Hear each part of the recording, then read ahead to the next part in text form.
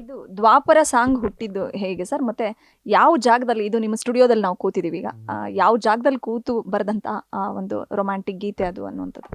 ಈ ಹಾಡನ್ನ ಪೂರ್ತಿ ಬರೆದದ್ದು ಅರ್ಜುನ್ ಜನ್ಯ ಸ್ಟುಡಿಯೋದಲ್ಲೇ. ಅಂದರೆ ಬಹಳ ಕಡಿಮೆ ಏನಾಗುತ್ತೆ, ಕಂಪೋಸ್ ಮಾಡಿಬಿಡ್ತಾರೆ, ನನಗೆ ಇಲ್ಲಿ ಕಳಿಸ್ತಾರೆ, ನಾನು ಇಲ್ಲಿ ಹಾಕ್ಕೊಂಡು ನಾನು ಇಲ್ಲೇ ಬರಿತೀನಿ. ಸ್ವಲ್ಪ ಬಹುತೇಕ ಹಾಡುಗಳಿಲ್ಲೇ ಬರೆದಿರೋಂಥವು.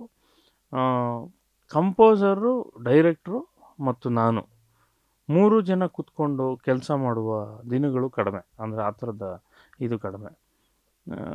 ಹರಿಕೃಷ್ಣ ಅವ್ರ ಜೊತೆ ಹಾಗಾಗುತ್ತೆ. ಅಂದರೆ ನಾನು ಹರಿಕೃಷ್ಣ ಅವರು ಹಾಡುಗಳೆಲ್ಲ 99% ಜೊತೆಯಲ್ಲೇ ಬರೆದಿರೋಂಥದ್ದು. ಈಗ ಅವ್ರೇನೋ ಕಂಪೋಸ್ ಮಾಡ್ತಿದ್ದಂಗೆ ನಾನು ಅಲ್ಲೇ ಸಾಲು ಹೇಳ್ತಾ ಇರ್ತೀನಿ, ಹಾಗೆ ನಡೆದಿರೋಂಥದ್ದು. ಅರ್ಜುನ್ ಜನ್ಯ ಅವ್ರ ಜೊತೆ ಒಂದಿಷ್ಟು ಸಿನಿಮಾಗಳು ಹೀಗೆ ನಡೆದಿದೆ.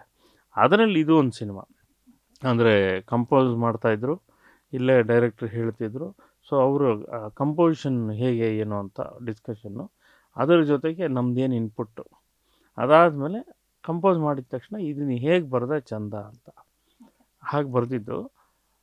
ವಿಶೇಷವಾಗಿ ಏನಂದರೆ ಶ್ರೀನಿವಾಸರಾಜ್ ಅವರ ಎಲ್ಲ ಸಿನಿಮಾ ಕೆಲಸ ಮಾಡಿದ್ದೀನಿ ನಾನು.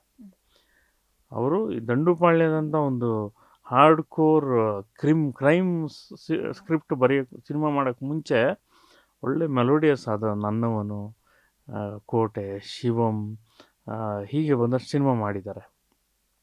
ಅದರಲ್ಲೆಲ್ಲ ಕೆಲಸ ಮಾಡಿದ್ದೀನಿ. ಆದರೆ ಅವರು ಈ ಥರದ, ಅಂದರೆ ಒಂದು ಸಿನಿಮಾ ಮಾಡುವಾಗ ಏನು ಮಾಡ್ತಾರೆ, ಪ್ರತಿ ಸಿನಿಮಾ ನನಗೆ ಮೊದಲು ಕತೆ ಹೇಳ್ತಾರೆ.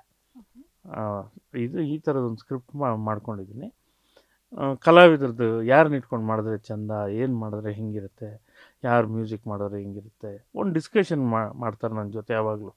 ಆ ಥರದೊಂದು ಸ್ನೇಹ ಇದೆ ಅವ್ರ ಜೊತೆ ನನಗೆ. ಸೊ ಆ ಡಿಸ್ಕಷನಲ್ಲಿ ನಾವು ಒಂದಷ್ಟು ಅಂದ್ಕೊಂಡು ಡಿಸ್ಕಸ್ ಮಾಡ್ತೀವಿ.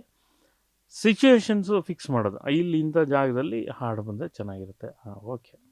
ಈಗೆಲ್ಲ ಇದಿಷ್ಟು ಇನ್ಪುಟ್ ನನಗೆ ಇರೋದ್ರಿಂದ, ಡೈರೆಕ್ಟರ್ ನನಗೆ ಅಷ್ಟು ಇನ್ಪುಟ್ ಕೊಟ್ಟಿರೋದ್ರಿಂದ, ನಮ್ಗೆ ಸಿಚುವೇಶನ್ ಅಂದ ತಕ್ಷಣ ಇದಕ್ಕೆ ಏನು ಬರೀಬೇಕು ಅಂತ ಒಂದು ಅನ್ಸೋಕ್ಕೆ ಶುರು ಆಗುತ್ತೆ. ಯಾಕೆಂದರೆ ಕತೆ ಆಗಿದೆ. ನೀವು ಸಿನಿಮಾ ನೋಡಿದಾಗ, ಸಿನಿಮಾದಲ್ಲಿ ಈ ದ್ವಾಪರ ಹಾಡು ನೋಡಿದಾಗ ನಿಮ್ಗೆ ಗೊತ್ತಾಗ್ಬಿಡುತ್ತೆ ಏನಕ್ಕೆ ಈ ಥರದ ಸಾಲುಗಳು ಬರೆದಿದ್ದೀನಿ ಅಂತ.